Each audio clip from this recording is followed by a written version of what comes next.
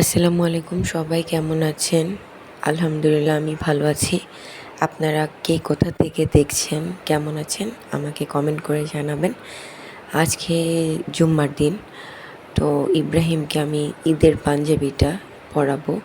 এই পাঞ্জাবিটা ইব্রাহিম ঈদে গিফট পেয়েছিল ওর চাচ্চুর কাছ থেকে, ওর আব্বুর চাচাতো ভাইয়ের কাছ থেকে আর কি। এটা 12 শোরুম থেকে কেনা, এটাও মিরপুর 12-তে। খুব দামি একটা ভালো একটা পাঞ্জাবি, কাপড়টা খুব নরম। এই আতরটা ইব্রাহিম দিবে আজকে, এটাও আপনাদের দেখিয়ে দিচ্ছি। এটাও বাহিরের, ওর বাবাকে একজন গিফট করেছিল। আর এটা হচ্ছে ওর বাবার পাঞ্জাবি। এই পাঞ্জাবিটাও ওর আব্বুর চাচাতো ভাই গিফট করেছে। এইটাও 12 শোরুম থেকে কেনা। ওর বাবা এই পাঞ্জাবির সাথে ওই সাদা পায়জামাটা পরবে। তো এইটা আমি একটু ভালো করে দেখিয়ে দিচ্ছি। ভাবছিলাম যে ঈদের গিফটটা তাদের দেখিয়ে দিব, পরে দেখানো হয়নি। তো আজকে ফ্রাইডে পাঞ্জাবি পরবে, তাই একবারে দেখিয়ে দিলাম। তারপর হচ্ছে তারা এখন রেডি হয়ে যাবে। আমার বাসার সামনেই মসজিদ। ইব্রাহিম রেডি হয়ে গেছে, আমি ওকে সব রেডি করে দিয়েছি। মাশাআল্লাহ, ওকে দেখতে ভালো লাগছে। তারপর ও বলতেছে, মা আমি ঘড়িও পরবো। ঘড়ি পরে নিয়েছে। ওর বাবা রেডি হয়ে গিয়েছে, এখন তারা বের হবে। তো আমার জন্য কিছু বাজার নিয়ে আসছিল, তো আমি সেটাও আপনাদের দেখিয়ে দিচ্ছি। আমার চা পাতা শেষ হয়ে গিয়েছে, তা আমার তো আবার চা পাতা 2 দিন পর পরই লাগে। ওর বাবা ডেইলি অনেকবার চা খায় বাসায় থাকলে, একটু পরপর চা খেতেই থাকে, এরকম অবস্থা। তো এই তো হচ্ছে, এটার মূল্য 200 টাকা এই প্যাকেটটার দাম। তারপর হচ্ছে আমার বাসায় আজকে মেহমান আসবে, তো আমার বোন আসবে, তো আমি নুডলস রান্না করব। এটা হচ্ছে 8 পিসের নুডলস, এটা ফ্রেশ নুডলস। তো ফ্রেশ নুডলসটাও ভালো, ম্যাগি নুডলসও ভালো, চপস্টিকও ভালো, বসুন্ধরাটাও ভালো, কয়েকটাই আমি খেয়েছি। তো এই তো নুডলস। তারপর হচ্ছে আমার ধনিয়ার গুঁড়া শেষ হয়ে গিয়েছিল। আমি রাঁধুনির গুঁড়া মশলাটা খাই। গরম মশলা বলেন, ধনিয়ার গুঁড়া, জিরার গুঁড়া সবই। তো আমি সেটা আপনাদের দেখিয়ে দিলাম। তারপর হচ্ছে ডিম, নুডলসের সাথে ডিম দিব। মাংস ভেজালে এখন দেরি হয়ে যাবে, আমার দুপুরে রান্নাও বাকি। যে আমার শাশুড়ি মাছ দিয়েছিল, সেই মাছগুলো আমি ভেজে নিব। হলুদের গুঁড়ো, লবণ দিয়ে আমি মাখিয়ে নিয়েছি। ডাল হয়ে গিয়েছে, ডাল বাগার দিব। টমেটো, পেঁয়াজ, মরিচ দিয়ে মাছ রান্না করব। তারপর হচ্ছে মাছ উল্টিয়ে দিলাম, মাছগুলো ভাজা হয়ে গেছে ভালোভাবেই। এই তো আমি টমেটো কেটে বসে গেছি। তারপর টমেটো, পেঁয়াজ, কাঁচামরিচ কেটে নিয়েছি, এগুলো হচ্ছে নুডলসের জন্য।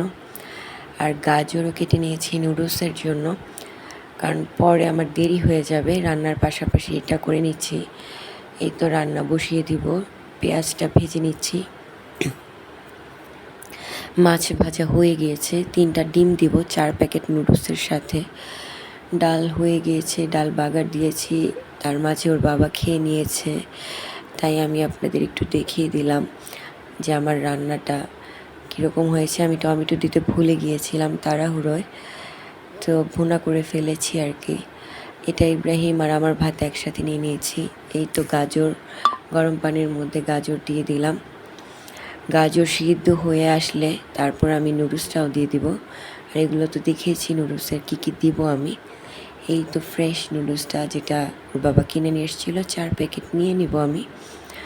ফ্রেশ নুডলসের সাথে আবার ভেতরের প্যাকেটগুলো সেম, খুব সুন্দর করা। এই তো তারপর আমি একটা ঝুড়িতে ভেঙে নিয়েছি, মশলাগুলো আলাদা করে নিয়েছি। তারপর হচ্ছে গাজরটা সিদ্ধ হচ্ছে, কুচি করা গাজরটা।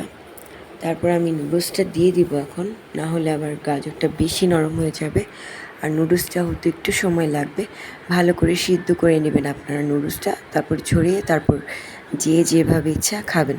কারণ ওই যে আমরা আবার অনেক সময় করি কি, নুডলসটা পানি দিয়ে একসাথে বসিয়ে দিই, সেটা কিন্তু করা ঠিক নয়, কারণ স্বাস্থ্যের জন্য ক্ষতি। কারণ এটা প্রসেসিং করার জন্য এমনভাবে নুডলসটা তৈরি করে, কিছু না কিছু মেডিসিন তো অবশ্যই থাকে, যার কারণে গন্ধ হয় না, নষ্ট হয় না। তো যার কারণে সিদ্ধ করে পানিটা ছড়িয়ে নিলে খুব ভালো হয় আর কি। দেখুন কত সুন্দর একটা কালার চলে আসছে।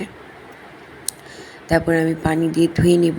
গরম পানিটা চড়ে গেলে এটা আর আঠা আঠা ভাবটা থাকবে না আর কি। তো আমি এটা ভালো করে ধুয়ে নিচ্ছি ঠান্ডা পানি দিয়ে, কলটা ছেড়ে। তারপর এখানে পেঁয়াজ, টমেটো, মরিচ আর হচ্ছে মশলা দিয়ে দিলাম।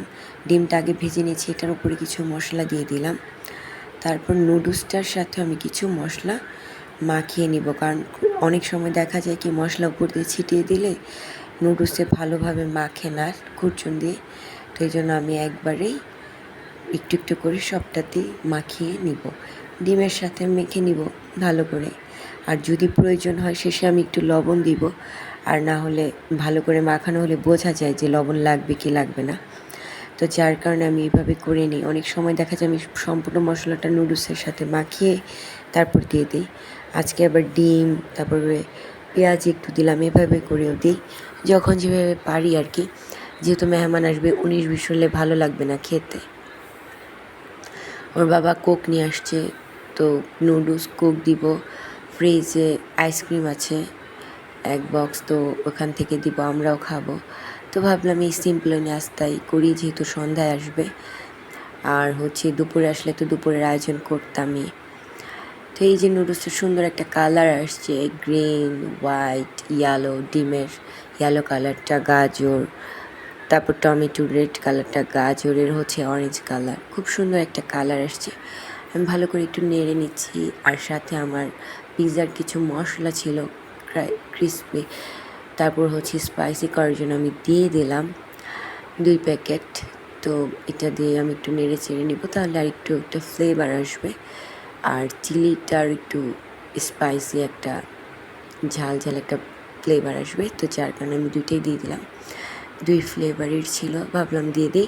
ইব্রাহিম আবার মশলাগুলো থাকলে নষ্ট করে ফেলে, তো এই জন্য ভাবলাম কাজে লাগিয়ে ফেলে, অন্যরকম একটা টেস্ট আসবে।